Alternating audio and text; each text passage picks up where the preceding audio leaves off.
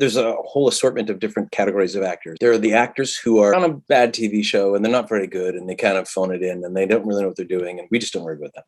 Then there's those actors that they struck it early. They're incredibly alive people who do intensely interesting things in front of camera and in one take, and have the unbelievable luck of being movie stars. So they have incredible cinematographers and editors and directors and people around them to shape their performances in post and make them look good.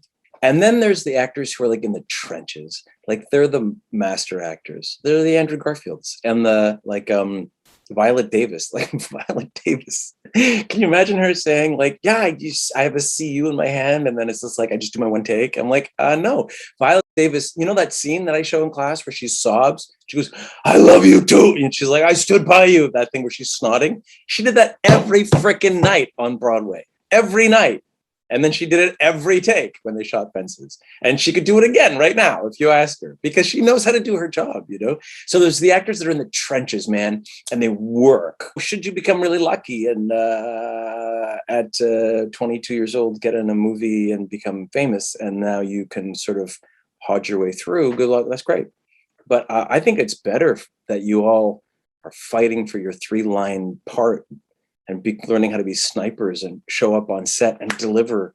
Like, I think it's so great. You know, the actor who's both been on stages 80 times in one show, and also they're able to like show up and sit in their trailer and like have all their green meanies going and feel like completely like imposter syndrome and all that. And then they go, Aaron, we need you on set, and you show up and you got to like deliver your 3 lines exactly at the right timing and just like nail it. And they're like, you got one take. And you're like, okay. Like that day player thing is intense. Like it's so intense and it's so scary. When you're the lead and you're doing 5 days a week, it's a whole different kind of thing. It's this marathon thing. And that takes a whole, but you're working it through takes and stuff. It's when you show up and you have to deliver when they ask.